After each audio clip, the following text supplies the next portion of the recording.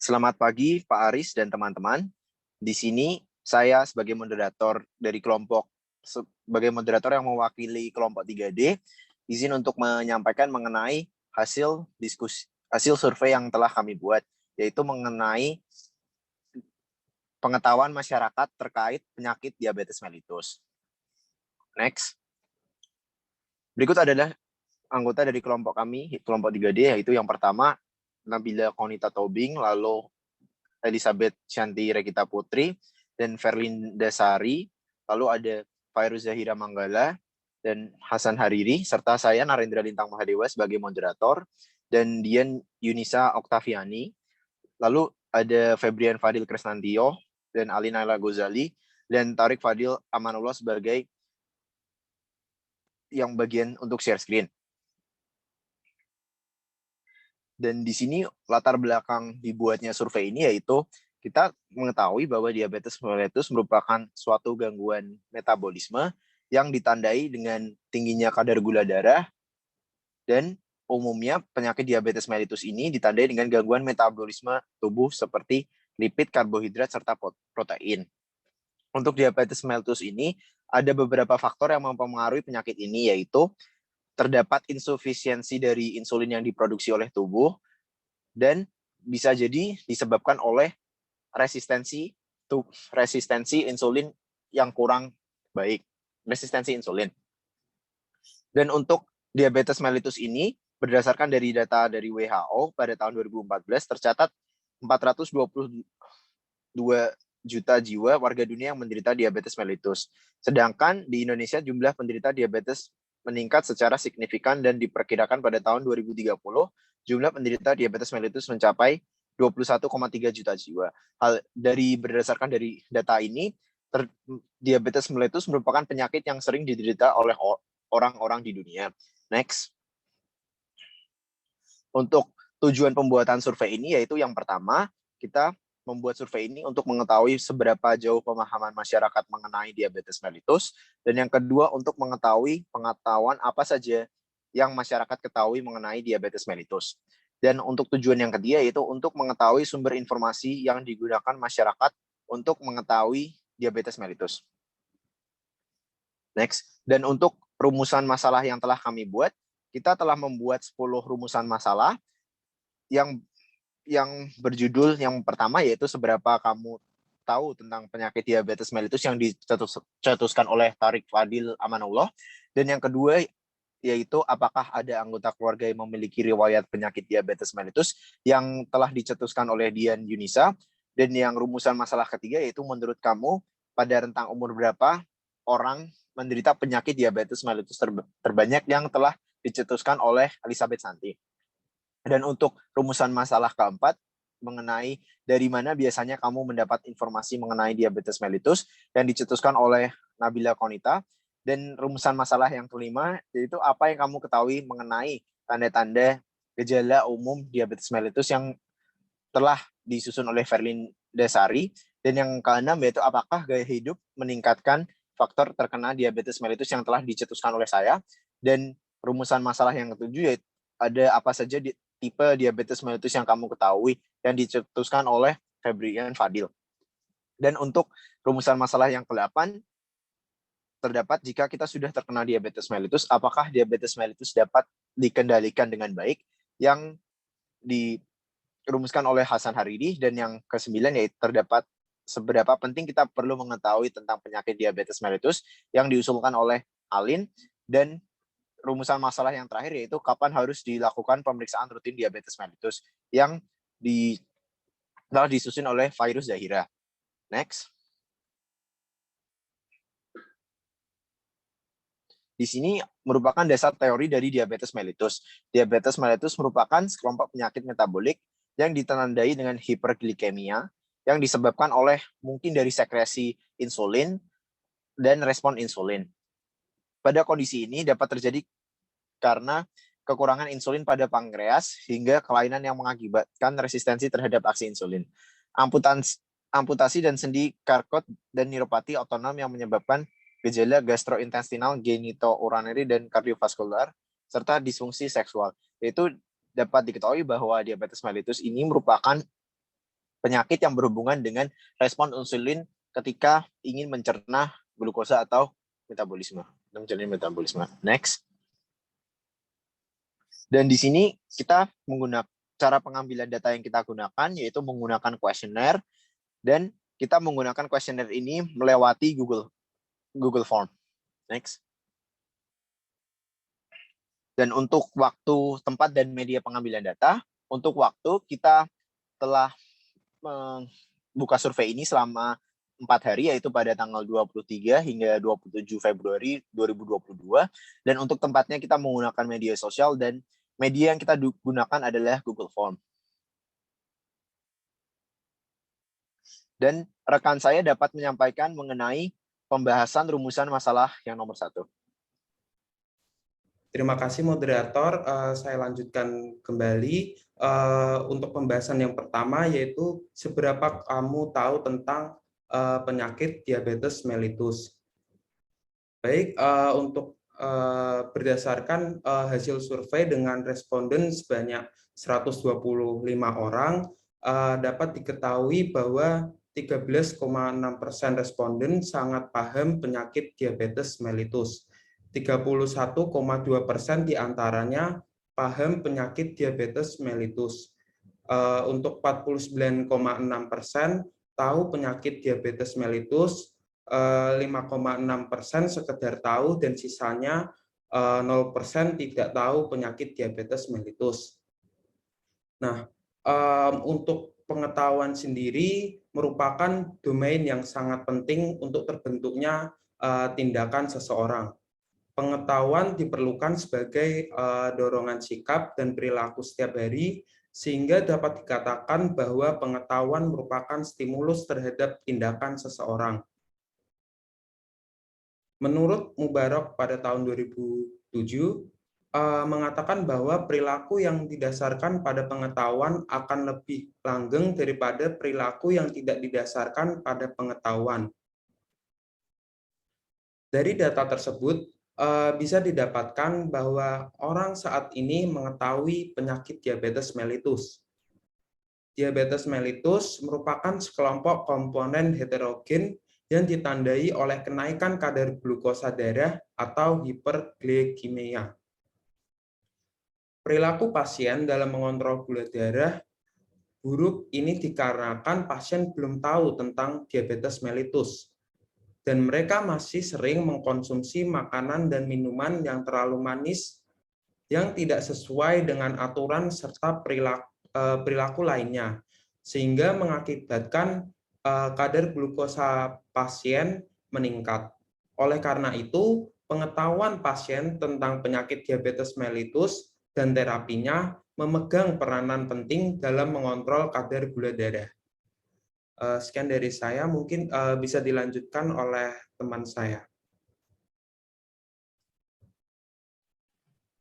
Baik, terima kasih. Di sini saya ingin menjelaskan tentang pertanyaan pada survei, yaitu apakah ada anggota keluarga yang memiliki riwayat penyakit diabetes mellitus. Nah, berdasarkan hasil survei yang telah kami lakukan, itu ada 125 responden dengan jawaban hasilnya itu 62,4% itu menjawab tidak memiliki keluarga dengan riwayat penyakit diabetes mellitus. Berarti ada sekitar 78 responden yang keluarganya tidak memiliki riwayat penyakit tersebut. Kemudian ada 37,6% responden menjawab memiliki keluarga dengan riwayat penyakit diabetes mellitus. Artinya terdapat 47 orang yang keluarganya itu memiliki riwayat penyakit ini. Nah, perlu diketahui bahwa ada 2 tipe penyakit diabetes mellitus, yaitu tipe 1 dan tipe 2. Nah, perbedaannya pada tipe 1 itu terjadi kekurangan hormon insulin yang disebabkan karena kerusakan pada sel beta pankreas. Sedangkan pada tipe 2 terjadi kerusakan pada reseptor insulin, yaitu terjadi penurunan resistensi. Nah, apabila penyakit diabetes mellitus ini dapat diturunkan kepada anggota keluarganya, yaitu berarti penyakit diabetes mellitus tipe 1. Nah, ciri dari penyakit tipe diabetes mellitus tipe 1 ini, yaitu cirinya itu terjadi pada anak muda dan badannya itu terlihat kurus. Mungkin seperti itu. Sekian dari saya, bisa dilanjutkan ke teman saya selanjutnya. Terima kasih. Baik, selanjutnya adalah pembahasan tentang menurut kamu pada rentang umur berapa orang menderita penyakit diabetes mellitus terbanyak. Nah, berdasarkan hasil survei, kita bisa tahu bahwa didapatkan data yang valid, hampir semua orang yang mengisi survei atau 125 orang itu, lebih tepatnya 96% orang mengisi survei di atas menjawab di atas 15 tahun. Nah, hal tersebut itu menunjukkan bahwa sebagian besar orang sudah tahu, paham, dan peduli tentang hal-hal yang terkait penyakit diabetes mellitus, terutama di bagian siapa sajakah yang biasa atau berpotensi terkena penyakit diabetes mellitus. Sebagai tambahan data, Organisasi International Diabetes Federation itu memperkirakan sedikitnya terdapat 436 juta orang pada usia 20 sampai 70 tahun di dunia menderita diabetes pada tahun 2019 atau setara dengan angka prevalensi sebesar 9,3%. Dan jika diklasifikasikan berdasarkan jenis kelamin, IDF sendiri memperkirakan prevalensi diabetes di tahun 2019 sebesar 9% pada perempuan dan 9,65% pada laki-laki. WHO juga memperkirakan bahwa secara global 422 juta orang dewasa berusia di atas 18 tahun hidup dengan diabetes pada tahun 2014. Ada juga data lain tertulis bahwa pada tahun 1980 kurang dari 5% orang dewasa atau di atas 18 tahun menderita diabetes di dunia, dan pada tahun 2014 menaik hingga 8,5%. Jadi dapat ditarik kesimpulan bahwa mayoritas penderita diabetes itu di atas 15 tahun atau lebih tepatnya di angka 18-70 tahun, sedangkan jika dibandingkan menurut jenis kelaminnya, penderita diabetes terbanyak adalah laki-laki dan dengan jarak atau perbedaan yang tidak terlalu jauh dengan jumlah penderita berjenis kelamin perempuan. Mungkin sekian dari saya, bisa dilanjutkan. Terima kasih. Baik, di sini saya akan melanjutkan dengan pertanyaan, yaitu dari mana biasanya kamu mendapat informasi mengenai diabetes mellitus. Di sini sudah disediakan beberapa opsi seperti internet, brosur, spanduk, kuliah, serta juga ditambahkan opsi berupa tidak pernah atau jarang mendapat informasi mengenai diabetes mellitus. Berdasarkan jawaban dari 125 responden, sebagian besar, yaitu 81,6%, menjawab untuk dapat menerima informasi mengenai DM dari internet. Kemudian jawaban kedua terbanyak adalah bahwa responden itu tidak pernah atau jarang mendapat informasi mengenai diabetes mellitus, yaitu sebanyak 5,6%. Sedangkan selebihnya mendapat dari berbagai sumber lain seperti brosur, materi dan sekolah, spanduk, buku, dan lain sebagainya. Sebagian besar dari persentase jawaban responden yaitu mendapat informasi di internet sangat relevan dengan keadaan yang serba digital pada masa ini. Ditambah lagi dengan maraknya telemedika atau telemedicine yang akan semakin memudahkan pasien untuk mencari informasi. Saat ini pasien itu sudah dapat mengakses informasi, mendapat layanan konsultasi, hingga melakukan penebusan resep secara online. Kemudian, persentase terbesar kedua dari jawaban responden yaitu tidak pernah atau jarang mendapat informasi mengenai DM. Pada dasarnya, paparan informasi yang diterima seseorang juga ikut menentukan tingkat pengetahuan mereka mengenai sesuatu. Hal ini didukung oleh teori dari Noto Atmojo pada tahun 2010 yang mengatakan bahwasanya pengetahuan seseorang salah satunya dipengaruhi oleh sumber informasi yang didapatkan. Sebagai sarana komunikasi atau informasi, sumber informasi mempunyai pengaruh besar terhadap pengetahuan karena semakin banyak informasi yang diperoleh, maka semakin luas pula pengetahuan seseorang mengenai sesuatu. Mungkin sekian dari saya, mungkin untuk pertanyaan selanjutnya dapat dilanjutkan oleh teman saya. Terima kasih. Baik, pembahasan berikutnya adalah mengenai apa yang kamu ketahui tentang tanda-tanda dan gejala umum diabetes mellitus. Jadi berdasarkan data pada survei yang telah kami lakukan, sebagian besar responden paham mengenai tanda-tanda dan gejala umum diabetes mellitus. Hal ini dapat diketahui dengan banyaknya responden yang telah memilih jawaban yang tepat, yaitu 80 responden atau 64% memilih jawaban kelaparan, kemudian 109 responden atau 87,2% memilih jawaban keletihan, dan 79 responden atau 63,2% memilih jawaban kesemutan. Nah, kemudian hanya sebagian kecil responden yang memilih jawaban salah, yaitu stamina prima sebanyak 2 responden atau 1,6%. Pemahaman masyarakat yang cukup baik mengenai tanda-tanda dan gejala-gejala umum diabetes mellitus ini menandakan hal yang bagus. Artinya masyarakat sudah cukup teredukasi akan penyakit diabetes mellitus. Kemudian pengetahuan mengenai tanda-tanda dan gejala umum diabetes mellitus ini sangat penting untuk dipahami masyarakat supaya bila mereka atau orang-orang terdekat mereka mengalami salah satu atau beberapa tanda maupun gejala umum tersebut, mereka dapat langsung memeriksakan diri kepada dokter dan bila memang terindikasi menderita DM, maka akan dapat segera mendapatkan penanganan yang tepat. Kemudian selain itu, pengetahuan ini juga mungkin dapat mempengaruhi tingkat keparahan dan kesembuhan penderita diabetes mellitus. Bila masyarakat sudah menyadari tanda-tanda dan gejala-gejala umum dari awal dan kemudian langsung memeriksakan diri, mungkin saja tingkat keparahannya masih rendah sehingga peluang untuk sembuh tinggi. Nah, sebaliknya bila masyarakat tidak mengetahui tanda-tanda dan gejala-gejala umum diabetes mellitus dan menyadarinya saat sudah terlambat, penyakit tersebut bisa saja sudah menyebabkan komplikasi dan kemungkinan sembuhnya lebih kecil.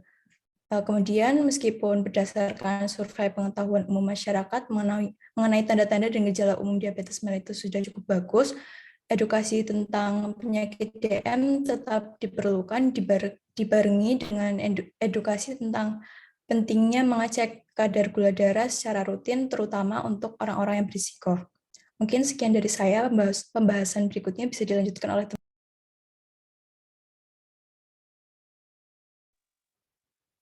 Baik, terima kasih. Untuk pembahasan yang selanjutnya yaitu apakah gaya hidup meningkatkan faktor terkena diabetes mellitus yang dicetuskan oleh saya, yaitu untuk berdasarkan dari survei dari 125 responden, 99,2% responden sudah mengerti bahwa diabetes mellitus ini dipengaruhi oleh faktor gaya hidup dan 0,8% menjawab gaya hidup tidak berpengaruh pada diabetes mellitus. Dapat disimpulkan bahwa orang-orang yang mengisi survei ini cukup paham mengenai faktor terkena diabetes mellitus dengan gaya hidup. Oleh karena itu, kita juga harus selalu menjaga gaya hidup kita, yaitu dengan cara mengimplementasikan gaya hidup yang sehat. Hal ini meliputi aktivitas fisik yang cukup, istirahat yang berkualitas, dan pola makan yang perlu kita jaga. Jika kita dapat melakukan hal-hal tersebut, kita kemungkinan besar kita telah terhindar dari resiko terjangkit penyakit diabetes mellitus. Karena penyakit diabetes mellitus ini merupakan penyakit yang dipengaruhi oleh faktor gaya hidup kita. Sekian yang dapat saya sampaikan. Terima kasih. Boleh dilanjutkan ke teman yang lainnya. Baik, dan di sini saya akan menyampaikan tentang apa saja tipe diabetes mellitus yang kamu ketahui. Nah, berdasarkan hasil dari survei bahwa didapatkan rata-rata responden mengetahui diabetes tipe 1, lalu diikuti dengan diabetes tipe 2, gestasional, dan diabetes lainnya.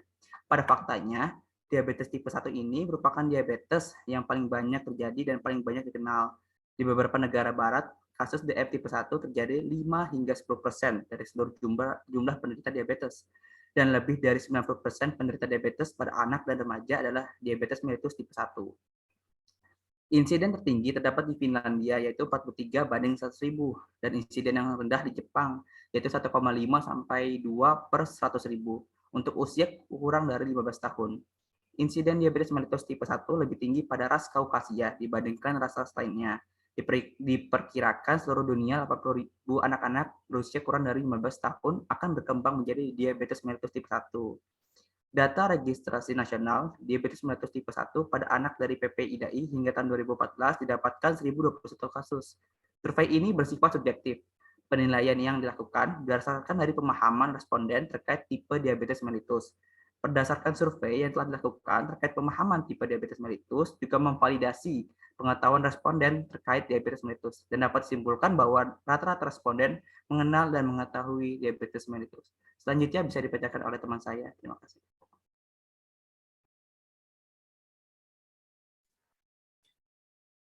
Baik, selanjutnya saya akan melanjutkan terkait jika sudah terkena diabetes mellitus, apakah diabetes mellitus dapat dikendalikan dengan baik. Dari 125 responden, 88% responden menjawab ya. Berikut untuk penjelasannya.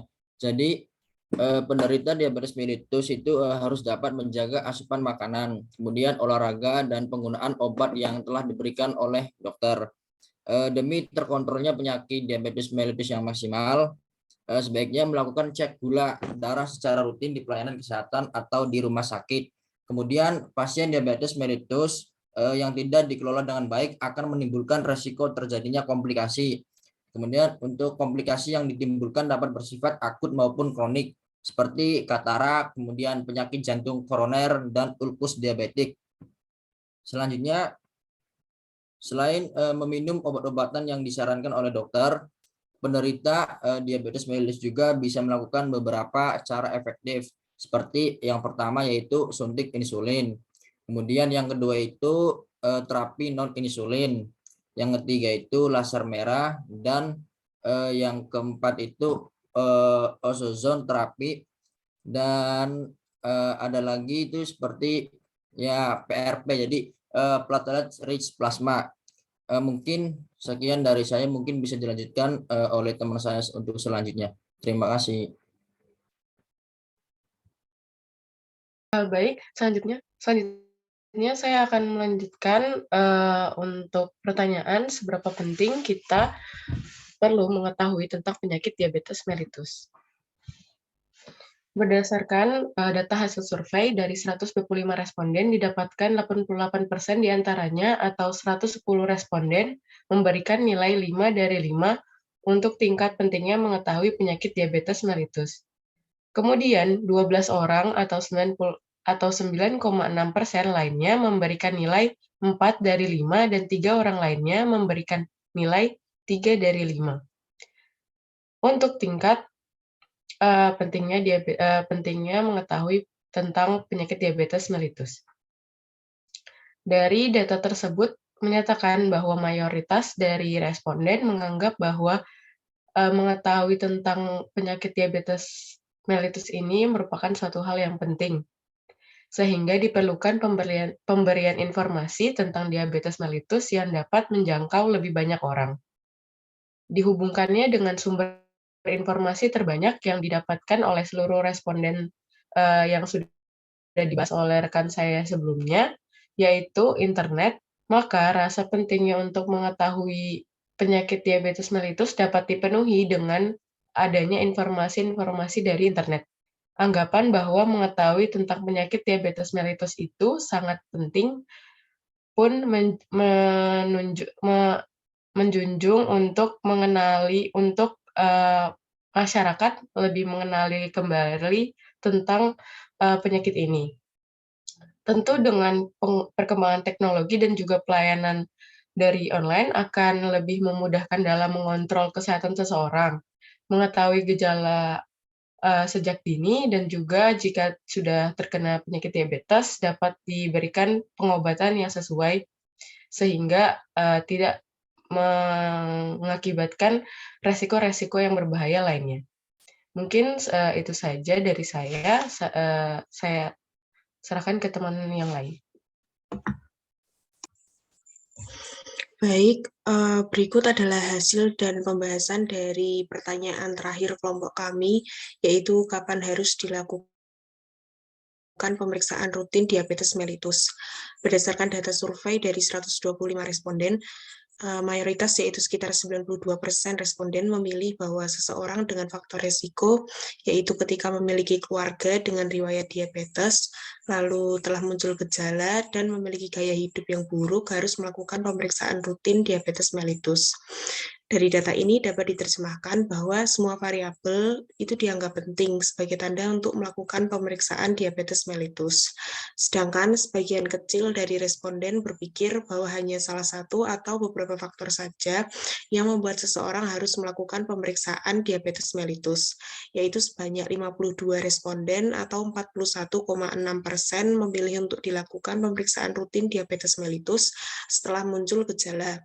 Kemudian 53 responden atau sekitar 42,4% memilih untuk dilakukan pemeriksaan rutin diabetes mellitus ketika memiliki keluarga dengan riwayat diabetes mellitus, dan 47 responden sekitar 37,6% memilih untuk dilakukan pemeriksaan rutin diabetes mellitus ketika memiliki gaya hidup yang tidak sehat.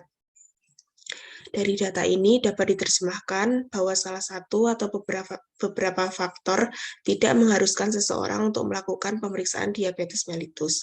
Jadi, sebagian besar responden itu sudah mengetahui dan paham, yaitu sebanyak 125 responden, bahwa semua variabel resiko baik sudah memiliki salah satu maupun semua variabel berkewajiban untuk melakukan pemeriksaan rutin diabetes mellitus. Sekian hasil dan pembahasan dari pertanyaan-pertanyaan yang disurveikan kepada 125 responden. Kemudian selanjutnya saya serahkan kepada moderator. Baik, terima kasih teman-teman atas penjelasan mengenai data-data dari rumusan masalah yang tadi sudah kita buat. Yaitu di sini saya akan melanjutkan pada bagian kesimpulan, yaitu dari data-data yang sudah kita dapatkan, kita dapat mengerti pemahaman masyarakat, yaitu mayoritas pada responden mengenai diabetes mellitus, dan ini dihasilkan kita dapat mengatakan bahwa cukup baik dikarenakan mayoritas responden dapat menjawab mengenai fakta dari penyakit ini. Serta beberapa pertanyaan ini bertujuan untuk menguji pengetahuan responden, seperti pertanyaan mengenai rentang umur resiko, dan terjadi diabetes mellitus, serta tanda-tanda dan gejala diabetes mellitus. Dan beberapa pertanyaan lain dapat dijawab oleh mayoritas responden dengan benar. Dan untuk setelah itu, diabetes mellitus atau kencing manis merupakan penyakit yang ditandai oleh meningkatnya kadar gula darah, yaitu hiperglisemia, secara terus-menerus. Dan di sini kita telah mengetahui bahwa terdapat dua jenis tipe dari diabetes mellitus, yaitu tipe pertama, tipe kedua, dan gestasional diabetes. Namun yang paling sering dijumpai adalah diabetes tipe 2. Dan diabetes mellitus menempati posisi keempat sebagai penyebab kematian manusia di dunia. Alhasil, diabetes mellitus ini sangat berhubungan erat dari gaya hidup seseorang.